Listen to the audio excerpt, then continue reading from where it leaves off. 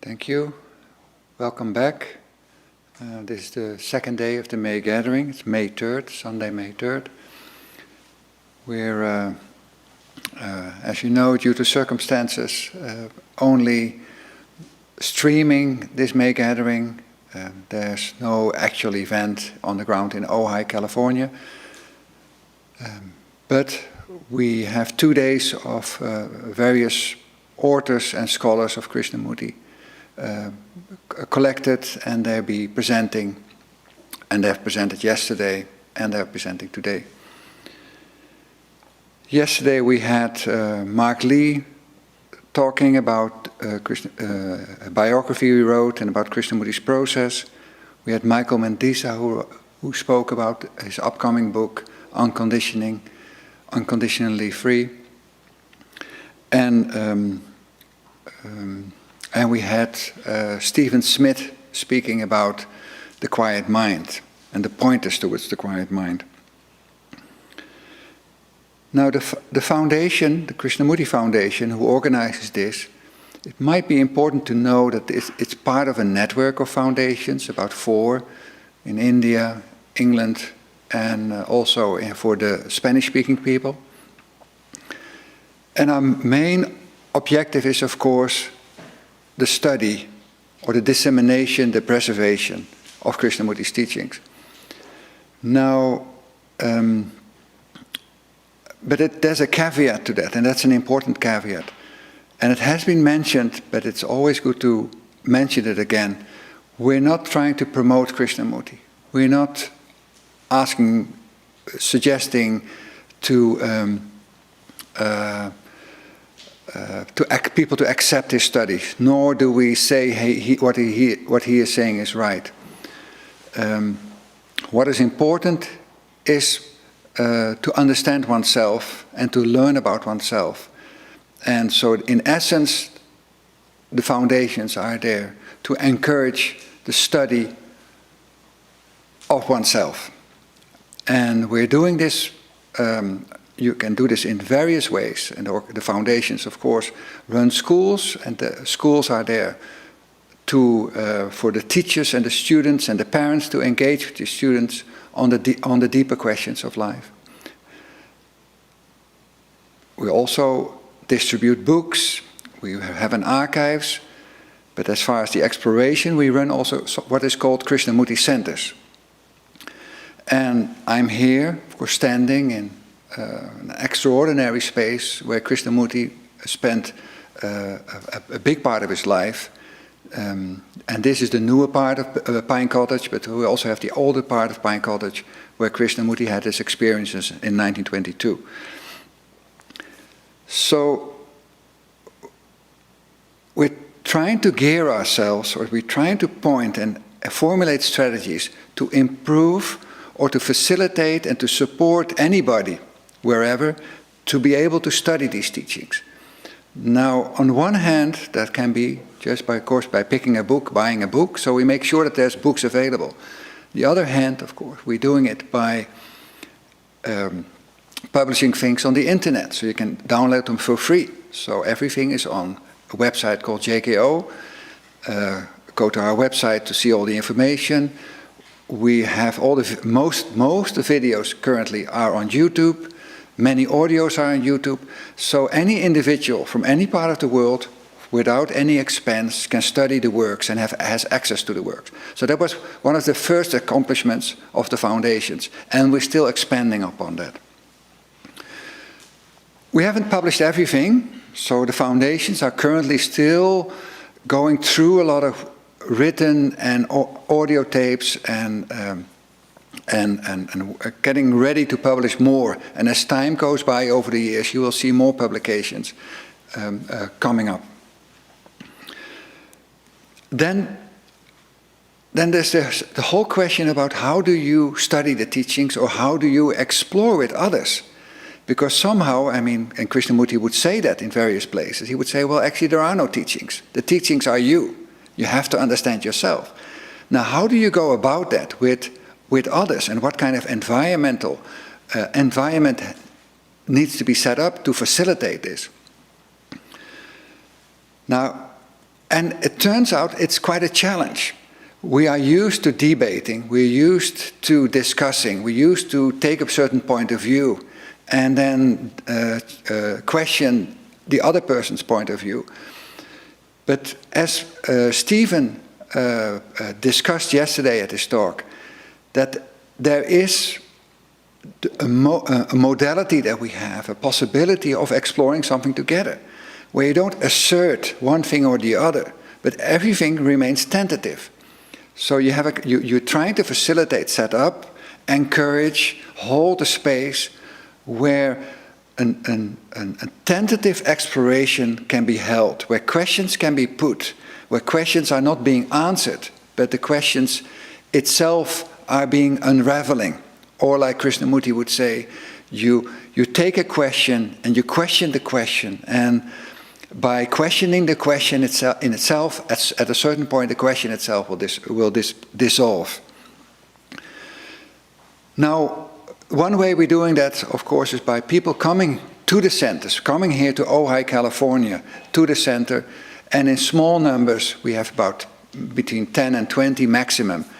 They're coming here and they engage with each other, and we're trying to create these kind of environments. And where the content is as important as the process. So it's not like, okay, there needs to be a particular outcome or certain parts of Krishnamurti need to be understood, but to come upon somehow that mindset of holding things tentatively, which is almost going counter to how the culture is. So that's the focus of our centers. New things that we're trying to set up is, as I mentioned yesterday, we're working on an online course platform. We're very near to completion, where individuals by themselves can go through a certain set of texts, videos, and audios and podcasts, and they can, if they wish to do so, look at questions, or they can look at what other people have written. Also possible is it for small groups to join, like maximum 15, and as a group they can explore something and they can question with each other. So this is becoming available very soon. I mean, we're in the final testing phase of this. And I think that will also make it possible for people around the world to connect on all this. So now it's maybe good for all of you to know that all of this is possible thanks to your support. It's the multitude of people who are helping the foundations in a multitude of ways, by volunteering, by helping us out from distance. We have IT people helping us from distance. We have people supporting us financially. We have people leaving their bequests. And all of that is important, and I would really like to thank all these people for making this work possible. And I would like to especially mention, because recently a dear friend of the foundation has passed away. His name was James Lee Dixon, also known as Jim, from San Francisco. And I had the great fortune to interview him, and this will be a podcast and be published in the near future, just 2 weeks before he passed away. And he told me about his life of inquiry, how he went through the teachings, and he attended almost 200 talks, and he expressed to me how he had experienced all these talks. And he also went for several personal interviews with Krishnamurti, which left me with one line that really stood out, which I want to share with you, because it's such an unusual line. Because Jim was involved in healing, and when he asked Krishnamurti about what he thought of it, Krishnamurti was very dismissive, really strong on it. And he said, "You're wasting your time." And then he said to Jim the following line, which Krishnamurti said to him: "Find out if you're one of those with whom love wants to dwell. Find out if you're one of those with whom love wants to dwell. And I thought that was such a beautiful sentence. Now, Jim left his an estate to the KFA, and the KFA is going to start a center there in the near future in the San Francisco area, in Occidental. So read our newsletters whenever this opens and whenever that study center becomes available as a library and as a resource for people from the San Francisco area. This is all in process at the moment. We don't know the exact timelines yet. Now I have, for the second part of my introductions, a special guest, because as you know, in this center, our main librarian is Michael Cronin, who wrote a book, 1000 Lunches, and the center is closed because of the lockdown, of course, but Michael is not standing still. Many people don't know that he's also a poet, and I asked him, as part of this, to share one of his poems with us, and I would like to ask Michael to come up and share. Thank you, Michael. Thank you very much. Okay, well, welcome all of you. It's a very great privilege to be here, even though it's very unique. As Jaap was just explaining, it's a first of a kind, this way of presenting our May gatherings. So, but I just want to add a few things, because I used to be Krishnamurti's chef for about 11 years. And that's what my book is about. I wrote and described how Krishnamurti was in everyday life, because, and that was the reason I was here. I learned to cook on the job, you know. And anyways, so he turned out to be a most extraordinary human being. And certainly he was one in whom love dwelled. There was no question about it, you know. And he communicated that even in everyday life, not just in his talks. Of course, in his talks, he often came across as rather austere, you know. One has to accept that. So, but there's one other thing. It was in the early 80s. I was here. I've been here since 1975. So in the early 80s, Krishnaji conceived of the notion of starting a library, and it was at that time. It was in what we used to call Arya Vihara. Now it's called the Pepper Tree Retreat, our guest house. That's where the library first started. Then a building was constructed in 2000 called Archive Building, which is now still archives and headquarters, and the library operation was moved over there. And now all the while, and then the tragic thing happened, Krishnaji, aged 90, almost 91, fell very ill with cancer, and he passed away here in this very house, in 1986, 34 years ago. But this newer house was constructed by a lady called Mary Taylor Zimbalist, who was very close to Krishnamurti and supported his work and looked after him. And she lived another 22 years. And it wasn't until 2008, so 12 years ago, that she passed away, age 93. And then this house, both Mary and Krishnamurti had determined this, that it was to become not a sanctuary, that it become a library. And that's how it operates nowadays for events and so on. So having said all this, it's my great privilege to be the ordinary librarian on the weekends, Friday, Saturday, Sunday. I have a colleague called John who does the rest of the days. And so, I should add another thing. It's actually quite interesting how many people show up. On certain weekend days, like a Sunday, like today, there may be as many as 40 and 50 people visiting during the course of the day. And I added up the number of visitors over a year, and it was close to 5,000 or more or less. And here comes the other thing to show how global all of this is. The visitors to the library came from 60 different countries, from Africa, Asia, Australia, South America, North America. So that just tells you, indeed, how Krishnamurti is a global teacher, a world teacher, one may put it that way. So you heard him speak possibly with Jonas Salk, where he emphasized that we are humanity. I am humanity. So I've been writing poetry for many years, and I still did it. And on some occasion, and a lot of the poems were for Krishnamurti, and every once in a while I gave him a stash, and he would return them to me in the kitchen.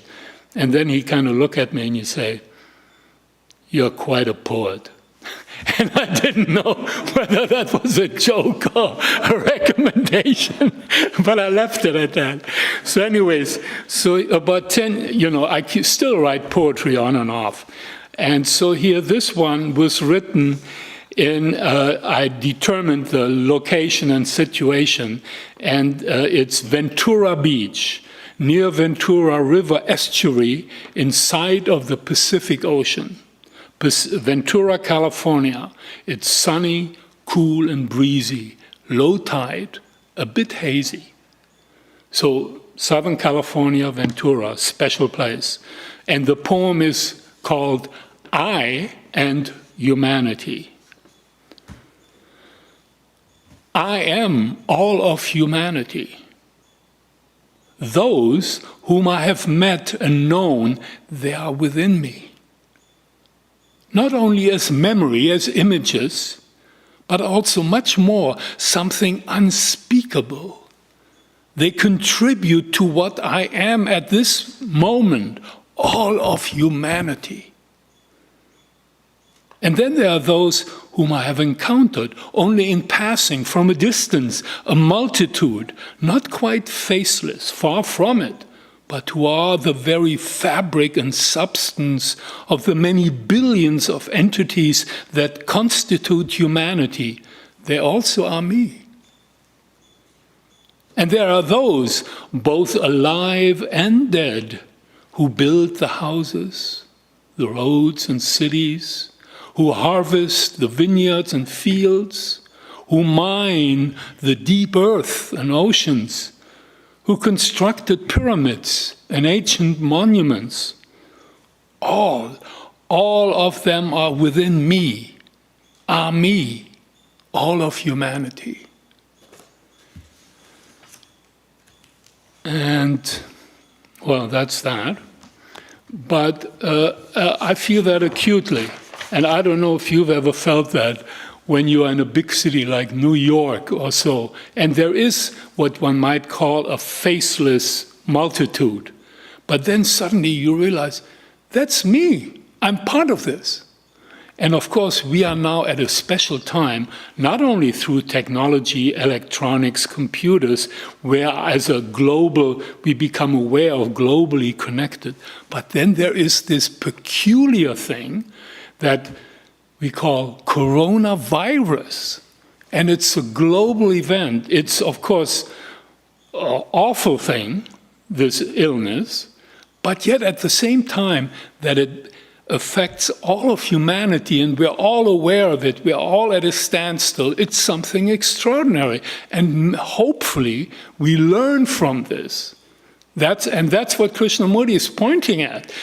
I learn about myself that I am humanity, and we are all connected regardless of religion, nationality, where we live, and so on. And there's enormous beauty in it, and that beauty is love. So thank you very much, and I hope you explore these questions that Krishnamurti proposes, and you find your own answer, if there is an answer. Thank you.